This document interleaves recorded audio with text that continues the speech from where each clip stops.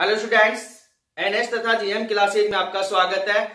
इससे पहले वाली क्लास के अंदर हमने जो टॉपिक किया था वो टॉपिक था आपके पास में शुद्ध संधारित्र के अंदर प्रत्यावर्ती धारा फेजर आरेख की सहायता से। और हम इससे पहले कितने टॉपिक डिस्कस कर चुके हैं? 3 टॉपिक डिस्कस कर चुके हैं, जिसमें आपके पास में पहला था शुद्ध प्रतिरोध, सेकंड था आपके पास में शुद्ध प्रेरक और थर्ड था आपके पास में शुद्ध संधारित्र। तो तीनों के अंदर प्रत्यावर्ती धारा और प्रत्यावर्ती वोल्टता क्या मान आया था हमने अच्छे से निकाल लिया था। और ये भी बता दिया था फेजर आरेख की सहायता से कि जो प्रत्यावर्ती धारा है कितना आगे है, कितना पीछे है या समान है। तो तीनों मान दोबारा से मैं रिपीट कर रहा हूं, क्योंकि इन तीनों मानों की आगे जो हम टॉपिक पढ़ेंगे तीनों की क्या होगी, आवश्यकता होगी। तो आपके पास में जो प्रतिरोध है शुद्ध प्रतिरोध के अंदर आपके पास में जो प्रत्यावर्ती वोल्टता है V बराबर कितनी थी? Vm sin ओमेगा t है।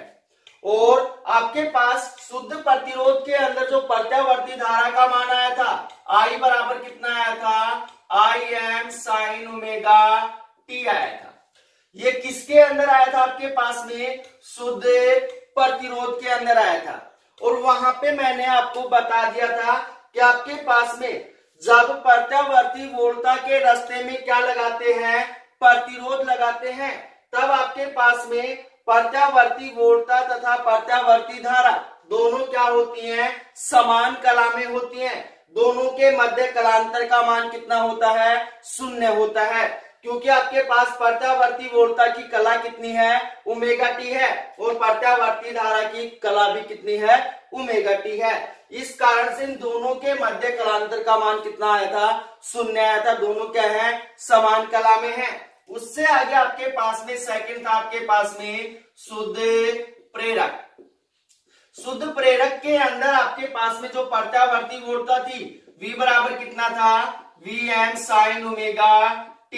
और आपके पास जो प्रत्यावर्ती धारा थी I बराबर कितना था? Im sin omega t minus कितना था? Pi by 2। और इन दोनों के अंदर हमने निष्कर्ष ग्राफ से निकाल लिया था कि आपके पास में अगर प्रत्यावर्ती वोल्टता के रास्ते में क्या लगाते हैं? शुद्ध प्रेरक लगाते हैं, तब आपके पास में जो प्रत्यावर्ती वोल्टता है वो प्रत्यावर्ती धारा से कितना आगे होती है? पाई बाई कला कोण क्या होती है? आगे होती है। या फिर इसको हम ऐसे बोल सकते हैं कि जो प्रत्यावर्ती धारा है वो प्रत्यावर्ती वोल्टता से पाई बाई 2 कला कोण क्या होती है? पीछे होती है। इससे अगले वाला है आपके पास में शुद्ध संधारित्र।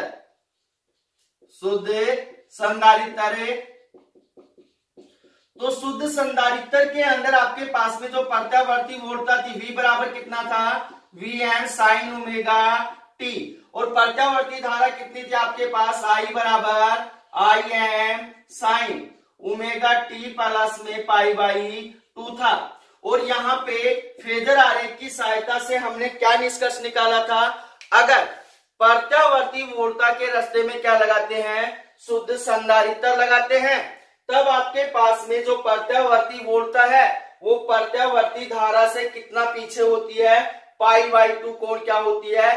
पीछे होती है। या फिर इसको हम ऐसे बोल सकते हैं कि आपके पास जो प्रत्यावर्ती धारा है वो प्रत्यावर्ती वोल्टता से कितना आगे होती है? पाई बाई 2 कोण आगे होती है।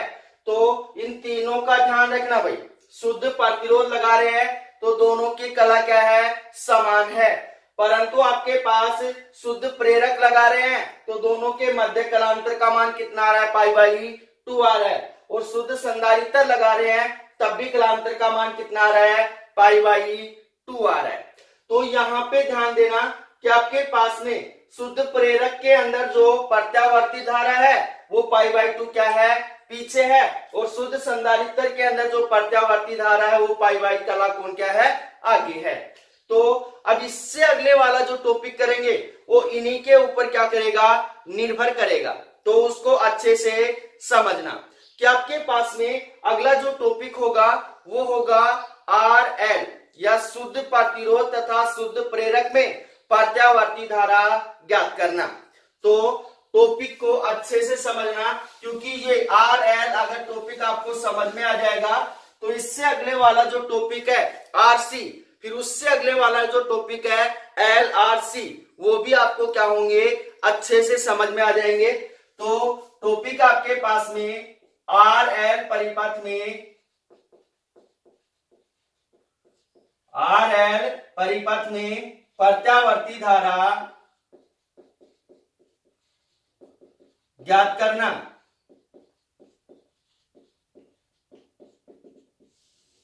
तो टॉपिक को अच्छे से समझना कि आपके पास में अब कौन कौन से मान दे रखे, आपके पास में एक प्रतिरोध दे रखा है और एक क्या दे रखा है, प्रेरक दे रखा है। तो प्रत्यावर्ती धारा क्या होगी उसको अच्छे से समझना। तो आपके पास में माना एक प्रतिरोध है R और एक क्या है, प्रेरक क्या है, L है। एक प्रेरक क्या है, L है। इन दोनों को प्रत्यावर्ती धारा स्रोत के साथ, प्रत्यावर्ती धारा स्रोत के साथ कौन से क्रम में जोड़ देते हैं, श्रेणी क्रम में जोड़ देते हैं। एक प्रतिरोध R तथा प्रेरक L को प्रत्यावर्ती धारा स्रोत के साथ क्या करते हैं, श्रेणी क्रम में जोड़ देते हैं। तब आपके पास में जो प्रत्यावर्ती धारा स्रोत है इसकी वोल्टता V बराबर कितनी होती है, Vm साइन ओमेगा t होती है। V बराबर कितना होता है, Vm साइन ओमेगा t होता है। उससे आगे अब ध्यान से समझना, यदि आपके पास में परिपथ के अंदर आई धारा t समय के लिए क्या होती है, प्रवाहित होती है। आई धारा t समय के लिए क्या होती है, प्रवाहित होती है। तब प्रतिरोध R तथा प्रेरक L के सिरों पर जो उत्पन्न विभवांतर है वो मान लिया कितना है आपके पास में, VMRL है, VMRL है। तो यहां पे ध्यान से समझना भाई कि आपके पास में जब परिपथ के अंदर आई धारा t समय के लिए प्रवाहित होती है तब प्रतिरोध R तथा प्रेरक L के सिरों पर जो उत्पन्न विभवांतर वो कितना है, VMRL है।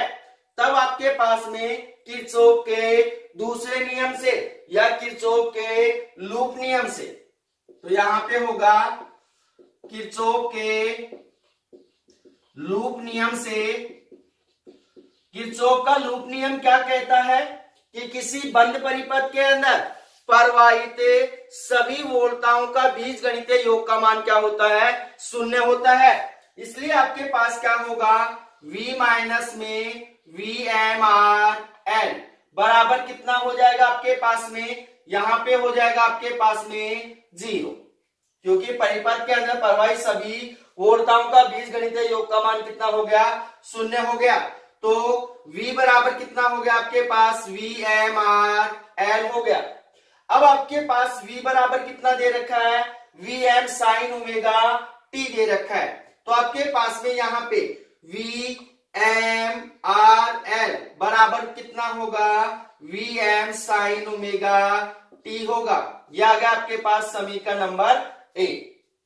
अब उससे आगे ध्यान से समझना कि आपके पास में फेजर आरेख की सहायता से, फेजर आरेख की सहायता से हम पीछे सोल्व कर चुके हैं शुद्ध प्रतिरोध के अंदर और शुद्ध प्रेरक के अंदर प्रत्यावर्ती धारा का मान।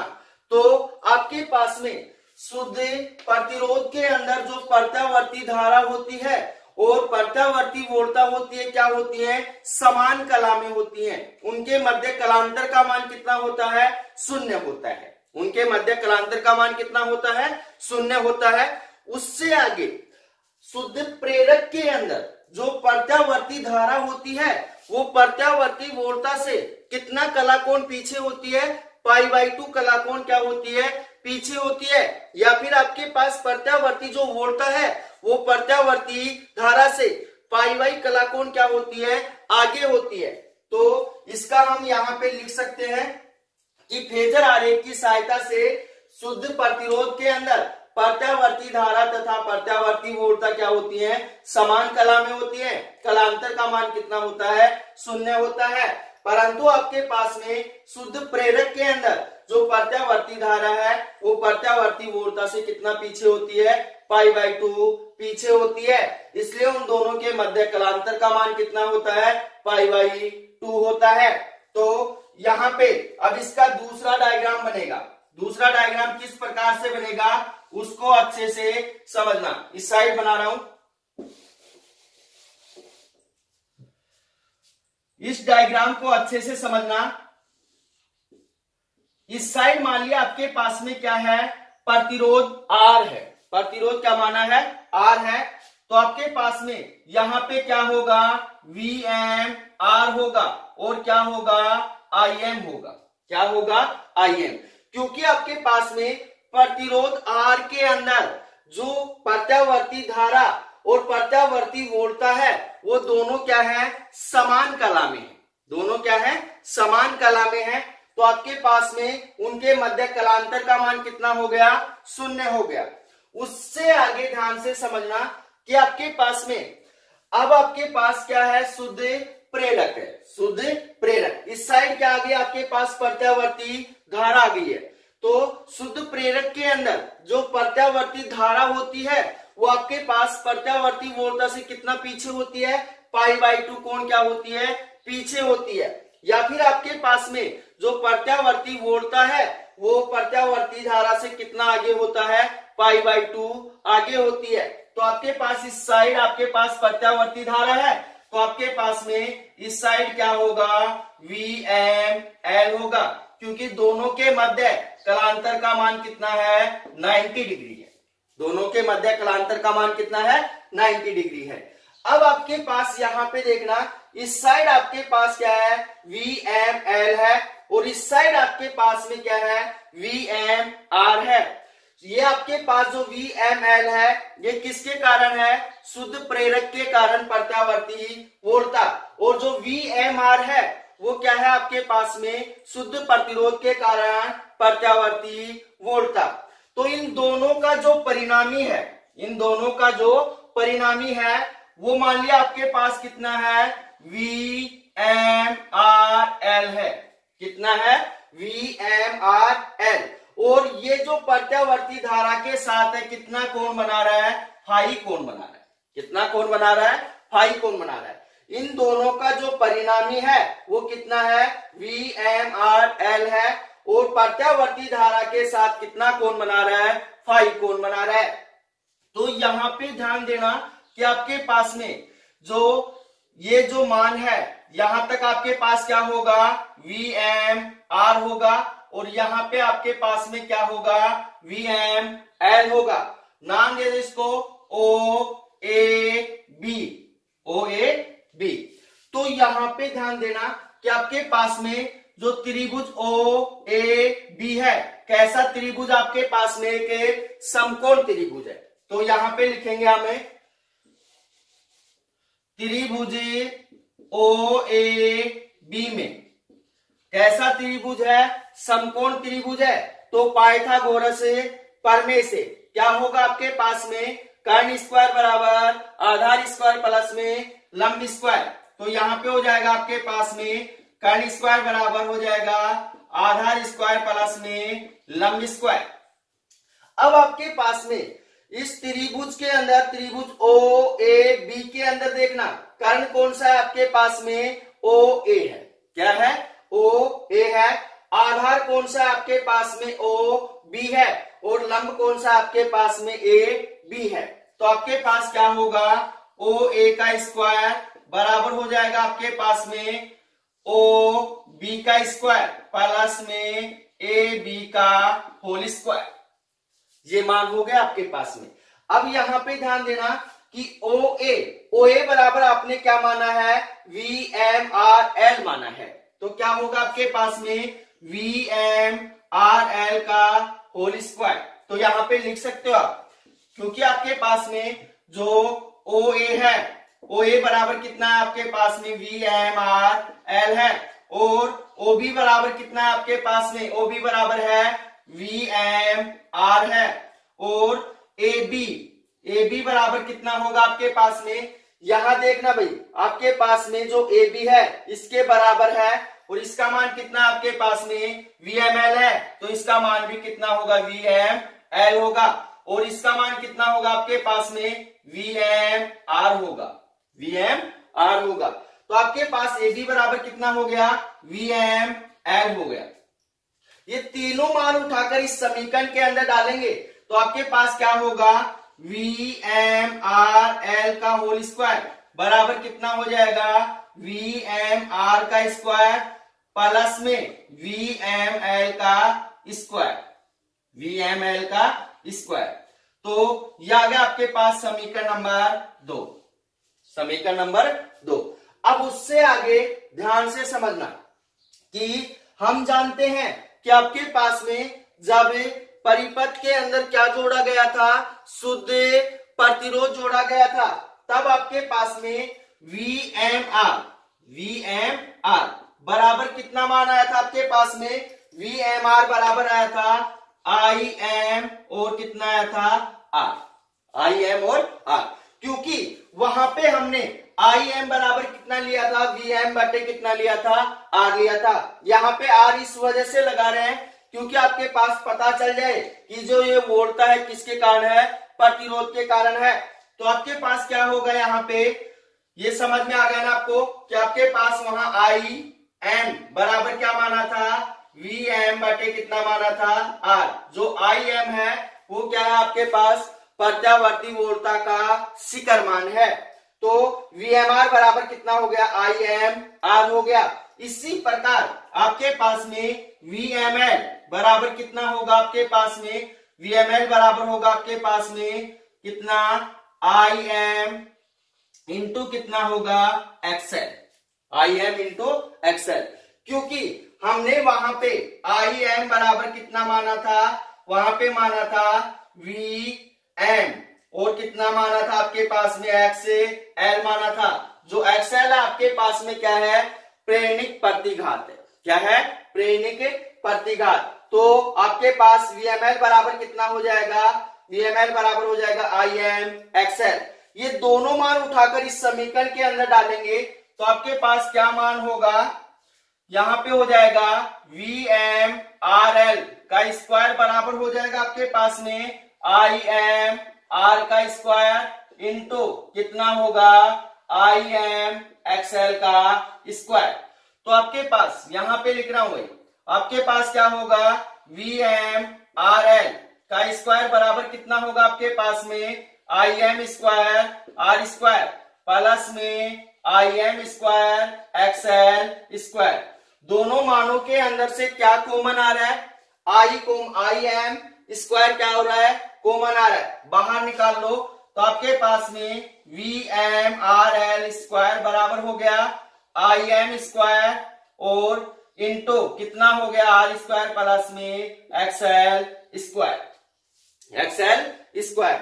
अब यहां पे ध्यान देना, हमें मान किसका निकालना है, IM का निकालना है। तो इस मान को क्या करेंगे, इस साइड भेजेंगे। तो इस साइड से रब कर रहा हूं मैं,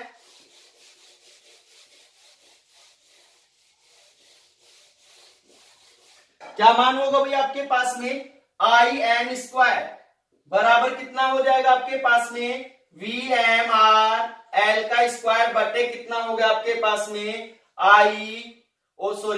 R स्क्वायर प्लस में XL स्क्वायर। मान किसका निकालना है, हमें IM का निकालना है। इस साइड स्क्वायर है तो इस साइड क्या जाएगा, अंडर रूट जाएगा, वर्गमूल जाएगा।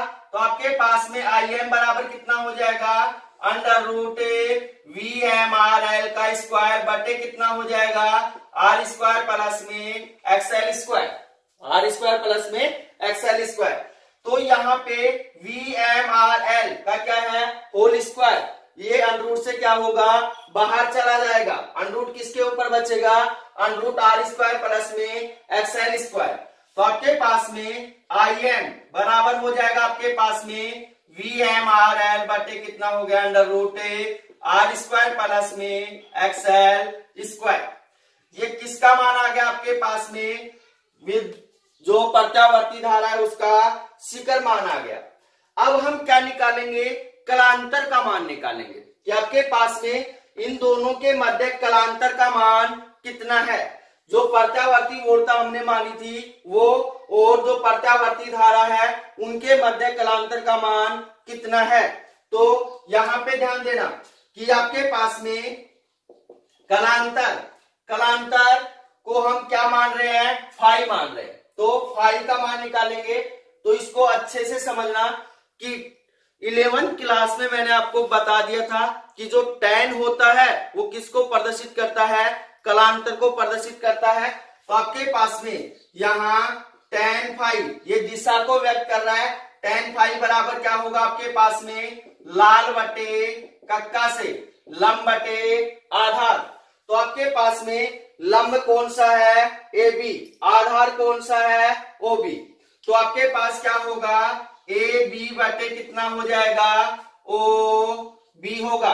अब AB का मान कितना आपके पास में, AB का मान आपके पास VML और OB का मान कितना है, VMR। तो दोनों मान उठाकर यहां डालेंगे तो tan फाई बराबर कितना होगा आपके पास में, VML बटे VMR। और आपके पास में VML का मान कितना है, IMXL और VMR का मान कितना है, IMR। तो आपके पास में क्या होगा, tan फाई बराबर कितना होगा, IMXL बटे कितना हो जाएगा, IM और कितना होगा, R होगा। IM से IM क्या हो गया, कैंसिल हो गया। तो आपके पास में tan फाई बराबर कितना मान हो गया, XL बटे कितना हो गया, R। मान किसका निकालना हमें, फाई का, कलांतर का मान निकालना है। तो tan को इस साइड भेज देंगे, किस में जाएगा, इनवर्स के रूप में जाएगा। तो फाई बराबर कितना होगा, tan इनवर्स से XL बटे कितना हो गया, R। इस मान को ध्यान रखना भाई, न्यूमेरिकल में काम आएगा। अब आपके पास में यहां पे आपके पास फाई क्या आ गया, कलांतर का मान आ गया। फाई क्या आ गया, कलांतर का मान आ गया। तो यहां से ध्यान देना कि आपके पास में जो IM है, जो प्रत्यावर्ती धारा है, वो प्रत्यावर्ती वोल्टता से कितना पीछे है, फाई कोण पीछे। फाई कोण क्या है, पीछे है। तो आपके पास प्रत्यावर्ती धारा का जो समीकरण होगा, I बराबर कितना होगा, IM साइन कितना होगा, ओमेगा टी माइनस में क्या होगा, फाई होगा। तो यहां पे आपके पास में जो प्रत्यावर्ती धारा है वो प्रत्यावर्ती परिणामी जो वोल्टता है उससे कितना पीछे है, फाई कलाकोण पीछे है। तो I बराबर IM sine omega T minus क्या हो जाएगा, फाई हो जाएगा। तो ये किसका समीकरण आ गया आपके पास में, प्रत्यावर्ती वोल्टता का समीकरण आ गया। अब इन दोनों के मध्य क्या खींचेंगे, ग्राफ खींचेंगे। तो ग्राफ क्या होगा उसको अच्छे से समझना भाई। आपके पास में जो प्रत्यावर्ती वोल्टता है VMRL बराबर कितना है, VM साइन ओमेगा टी। और आपके पास जो प्रत्यावर्ती धारा है I बराबर कितना है, IM साइन कितना है, ओमेगा टी माइनस में फाई है। तो इन दोनों का जब ग्राफ खींचेंगे तो आपके पास जो प्रत्यावर्ती वोल्टता है वो कौन से रूप में चलती है, ज्यावक्रीय रूप में चलती है। तो आपके पास इस साइड क्या होगा, plus VM minus plus IM, इस साइड क्या होगा, माइनस VM माइनस IM होगा, x डैश y डैश। तो आपके पास में जो प्रत्यावर्ती वोल्टता है वो किस में चलती है, ज्यावक्रीय रूप में चलती है। और इसकी कला कितनी है आपके पास में, ओमेगा टी है। कितनी है, ओमेगा टी। तो आपके पास यहाँ पे क्या हो जाएगा, V बराबर VM साइन ओमेगा टी हो जाएगा। उससे आगे देखना कि जो प्रत्यावर्ती वोल्टता है उसका तो हमने ग्राफ बना दिया, पर जो प्रत्यावर्ती धारा है वो प्रत्यावर्ती वोल्टता से कितना पीछे है, फाई कोण क्या है, पीछे है। फाई कोण क्या है, यहाँ पे इन दोनों के मध्य जो कलांतर का मान है वो कितना है, फाई है। तो आपके पास ये क्या हो जाएगा, I बराबर I am sine omega T हो जाएगा, साइन ओमेगा टी माइनस में 5 हो जाएगा। तो ये क्या आ गया, इसका साधारण सा ग्राफ आ गया। अब इसका क्या बनाएंगे, फेजर आरेख बनाएंगे, फेजर आरेख। फेजर आरेख को अच्छे से समझना भाई, क्योंकि ये फेजर आरेख अगर आपको समझ में आ जाएगा तो आगे के 3 डेरिवेशनों के अंदर फेजर आरेख आप आसानी से बना सकते हो। तो आपके पास में यहां पे क्या है, इस साइड x है, इस साइड y, इस साइड x डैश और इस साइड क्या है आपके पास में y डैश है। अब आपके पास में जो शुद्ध प्रेरक प्रतिरोध होता है उसके अंदर आपके पास में जो प्रत्यावर्ती वोल्टता VMR और प्रत्यावर्ती धारा IM क्या है, समान कला में होती है। क्या होती है, समान कला में होती है। तो आपके पास यहां पे हम इसको क्या मान सकते हैं, VMR मान सकते हैं। क्या मान सकते हैं, VMR, और इसको हम कितना मानेंगे, IM मानेंगे। तो आपके पास यहां पे देखना कि शुद्ध प्रेरक के अंदर प्रत्यावर्ती वोल्टता और प्रत्यावर्ती धारा क्या होती है, समान कला में होती है। और दोनों के मध्य जो कला है वो कितनी आपके पास में ओमेगा टी है, कितनी है, ओमेगा टी है। इस साइड क्या होगा, VMR और क्या होगा, IM होगा, क्योंकि दोनों का जो कलांतर है वो कितना है, 0 है। अब उससे आगे देखना कि आपके पास में जो प्रत्यावर्ती धारा IM है वो आपके पास में प्रत्यावर्ती वोल्टता VMRL से कितना कोण पीछे है, फाई कोण क्या है, पीछे है। तो जो प्रत्यावर्ती वोल्टता VMRL है वो प्रत्यावर्ती धारा I से कितना आगे होगी, फाई कोण आगे होगी। तो आपके पास यहाँ पे ये हो गया, इन दोनों के मध्य जो कोण है वो कितना है, फाई है। कितना है, फाई, क्योंकि इस साइड IM है और इस साइड क्या है आपके पास में VMRL है। इन दोनों के मध्य कोण कितना है, फाई है। जो VMRL है वो आपके पास में IM से कितना आगे है, फाई कोण आगे है, या जो IM है VMRL से कितना पीछे है, फाई कोण पीछे है। अब उससे आगे आपके पास में ध्यान देना कि आपके पास में शुद्ध प्रेरक के अंदर, शुद्ध प्रेरक के अंदर जो प्रत्यावर्ती धारा IM है वो प्रत्यावर्ती वोल्टता से कितना पीछे होती है, π/2 कलाकोण क्या होती है, पीछे होती है। या फिर आपके पास में शुद्ध प्रेरक के अंदर जो प्रत्यावर्ती वोल्टता है वो प्रत्यावर्ती धारा से कितना आगे होती है, π/2 कोण क्या होती है, आगे होती है। तो आपके पास इस साइड क्या होगा, VML होगा, और ये जो पूरा कोण है ये कोण कितना है आपके पास में, π/2 है। ये क्या हो गया, इसका फेजर आरेख हो गया। क्या हो गया, फेजर आरेख। फेजर आरेख अच्छे से समझना, क्योंकि बोर्ड एग्जाम के अंदर 1 नंबर का आता है। तो किसी भी भैया बहना को किसी भी टॉपिक में कोई प्रॉब्लम होती है तो आप व्हाट्सएप पे या कमेंट्स करके बता सकते हो, उसको रिपीट कर दिया जाएगा। तो हमारे YouTube चैनल को लाइक कीजिए, शेयर कीजिए, सब्सक्राइब कीजिए। तो मिलते हैं एक छोटे से ब्रेक के बाद। धन्यवाद।